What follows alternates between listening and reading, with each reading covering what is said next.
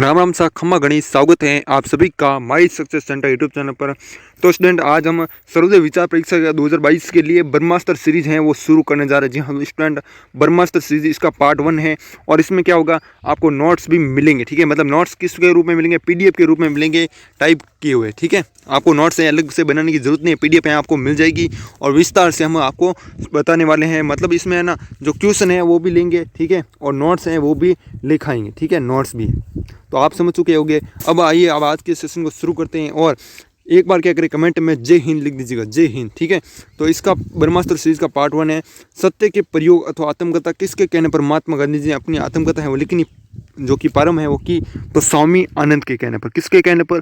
स्वामी आनंद के कहने पर। और क्वेश्चन इसी प्रकार भी पूछा जा सकता है कि स्वामी आनंद के कहने पर महात्मा गांधी जी ने कौन सी जो कि आत्मकथा लिखनी प्रारंभ की, तो सत्य के प्रयोग अथवा आत्मकथा। तो ये आपको बता देना है और नाम पूछे तो स्वामी आनंद। ठीक है, उसके बाद नेक्स्ट क्वेश्चन है, महात्मा गांधी जब आत्मकथा लिखने की सोच रहे थे, महात्मा गांधी के किस साथी ने ये कहा कि आप आत्मकथा क्यों लिखना चाहते हैं और लिखेगा क्या, मतलब लिखेंगे क्या। ठीक है, तो ऐसा कौन सा साथी था? तो महात्मा गांधी जी क्या हुआ, सोमवार को, मतलब सोमवार का दिन था। ठीक है, उस दिन क्या है, मौन बैठे थे, मतलब चुपचाप बैठे थे। तो उसके मतलब महात्मा गांधी जी के साथी आया एक, उसका नाम क्या था, निर्मल। ठीक है, तो उसने ये पूछा कि आप ये आत्मकथा क्यों लिखना चाहते हैं और इस आत्मकथा में लिखेगा क्या ऐसा। ठीक है, तो ये क्वेश्चन है महात्मा गांधी जी से पूछे।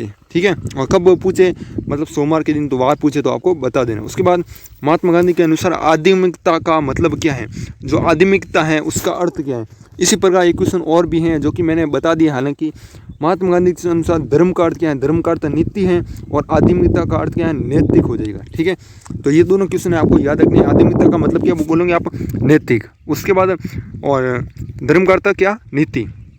उसके बाद गांधी जी के अनुसार गांधी जी से लेकर कितनी पीढ़ियों तक दीवानगिरी करते आ रहे हैं, मतलब गांधी जी के जो दादा हैं, ठीक है, इसमें बीच में दादा आना चाहिए, गांधी जी के दादा से लेकर कितनी पीढ़ियों तक दीवानगिरी करते आ रहे हैं, तो 3 पीढ़ियों से आपको बता देना है। कितनी पीढ़ियों से? 3 पीढ़ियों से दीवानगिरी करते आ रहे हैं। तो ये आपको क्वेश्चन पूछा जा सकता है, मोस्ट इंपॉर्टेंट क्वेश्चन है, आज तक ये किसी ने नहीं बताया होगा। ठीक है, उसके बाद महात्मा गांधी के दादाजी का क्या नाम था, उत्तम चंद गांधी है। ठीक है, तो ये सब कुछ आपको याद रखना है। उसके बाद हम क्या करें, नेक्स्ट बढ़ते हैं। तो एक बार कमेंट में जिसने नहीं लिखा जय हिंद लिख दो, एक बार क्या करो, जय हिंद लिख दो।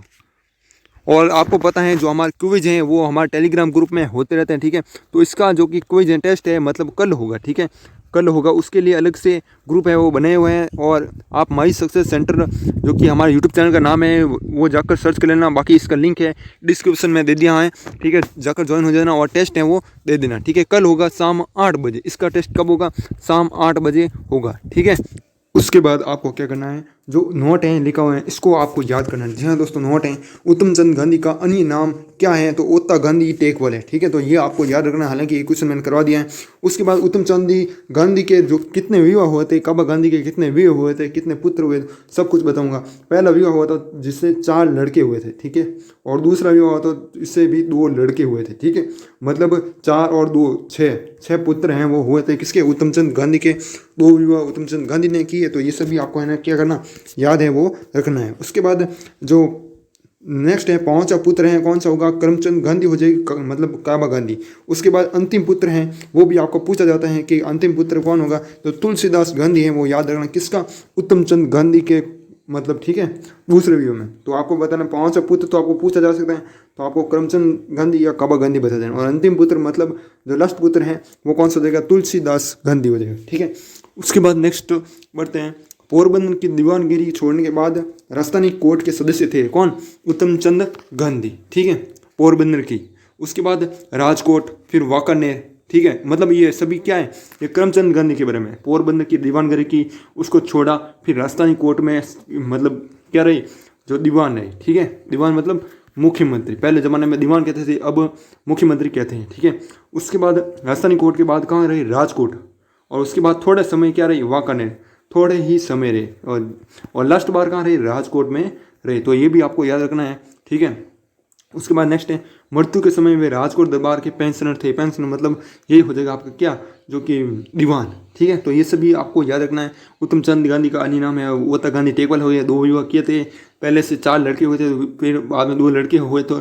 ठीक है, मतलब इसका मतलब है 5वां पुत्र तो कौन हो जाएगा, करमचंद गांधी दूसरे व्यू में। और लास्ट पुत्र कौन सा हो जाएगा, तुलसीदास हो जाएगा। ठीक है, पोरबंदर की दीवानगिरी पहले छोड़ी, फिर कहाँ गए, राजस्थानी कोर्ट में गए, वहाँ पर जो कि दीवान रहे, उसके बाद राजकोट में रहे, और फिर थोड़े समय क्या रहे, वांकानेर में रहे, और मृत्यु के समय कहाँ लास्ट बार कहाँ पर रहे, तो आपको बता देना है राजकोट। कहाँ पर बता देना है, राजकोट है वो बता देना है। तो इतना सा आपको याद रख लेना। उसके बाद काबा गांधी के बारे में बात करते हैं। काबा गांधी ने 4 विवाह हैं वो किए। कितने? 4 विवाह। और लास्ट विवाह किससे किया? जो चौथा विवाह है वो 40 वर्ष की मतलब ज़्यादा उम्र, 40 वर्ष से ज़्यादा उम्र में हो गए तब है वो विवाह किया। किससे किया? तो पुतली बाई से किया, ठीक है। और फर्स्ट जो 2 विवाह थे उससे क्या हुई? 2 कन्याएं हुई। क्या हुई थी? जो पहला विवाह और दूसरा विवाह, उससे क्या हुई? 2 कन्याएं हुई थी। अंतिम विवाह किससे हुआ? पुतली बाई से। और उससे क्या हुआ? 1 कन्या हुए और 3 पुत्र हुए। मतलब किससे? पुतली बाई से, ठीक है। तो ये सब कुछ आपको याद रखना है, याद रह जाएगा पुतली बाई, ठीक है। उसके बाद नेक्स्ट है जो कि 1 कन्या और 3 पुत्र हैं वो हुए किससे? पुतली बाई से। उसके बाद अंतिम पुत्र हैं वो महात्मा गांधी रहे, ठीक है। तो आपको पूछा जा सकता है कि काबा गांधी या करमचंद गांधी का अंतिम है वो पुत्र कौन था, ठीक है। तो आपको बता देना है महात्मा गांधी। और लास्ट विवाह किससे किया? तो पुतली बाई से किया। तो कितने वर्ष की उम्र में? 40 से ज़्यादा हो गए ना, तब विवाह किया। तो ये सभी आपको याद रखना। काबा गांधी का जो स्वभाव है वो कैसा था? कुटुंब प्रेमी है, सत्यप्रिय है, सूर, उदार और क्रोधी भी हैं थे, ठीक है। तो ये आपको रखना। आखिर विवाह कब किया?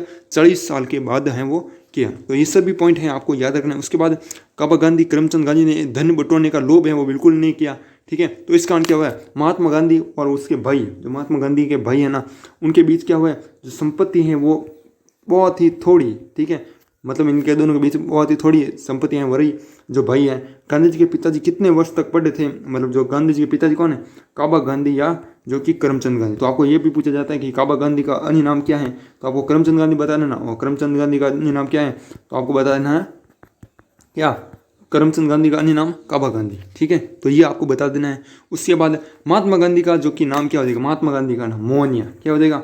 मोहनिया है उदेश, यही होगा, ठीक है।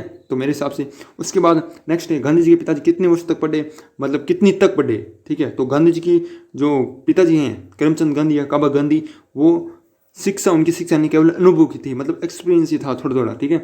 मतलब गुजराती की 5 किताब का ज्ञान, मतलब 5 तक पढ़े थे, ठीक है। तो गुजराती में। उसके बाद नेक्स्ट हम बढ़ते हैं। उनने है ना किसको? काबा गांधी या करमचंद गांधी को इतिहास और भूगोल का ज्ञान नहीं था बिल्कुल भी। ये भी आपको याद रखना। क्या? इतिहास और भूगोल का ज्ञान है बिल्कुल भी नहीं था। किसको? काबा गांधी या करमचंद गांधी को। उसके बाद नेक्स्ट है, ऑप्शन में पूछा जा सकता है किसका? तो इतिहास भूगोल है, ठीक है। तो आपको ऑप्शन में दिए जाएंगे। गांधी जी के माता की वैष्णव धर्म के प्रति आस्था थी। और उसके बाद नेक्स्ट क्वेश्चन है वो इम्पोर्टेंट है, मोस्ट इंपॉर्टेंट क्वेश्चन है। काफ़ी स्टूडेंट जो कि इसमें चक्कर जाएंगे, मतलब ठीक है, कन्फ्यूज हैं, वो हो जाएंगे।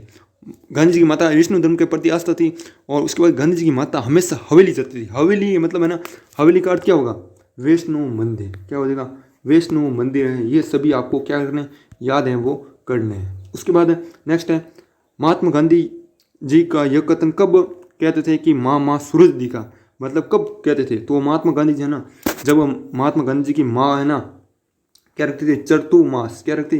चरतु मास, जो मतलब चौमासे में रखते हैं व्रत, ठीक है। तो उस समय क्या होता है, मतलब सूरज तो बहुत ही कम आता था। तो गांधी जी उस समय कहते थे कि माँ माँ सूरज देखा, और माँ क्या आती? उतावली होकर आती और देखती, तब तक सूरज क्या हो जाता? चला जाता, ठीक है, चौमासा में।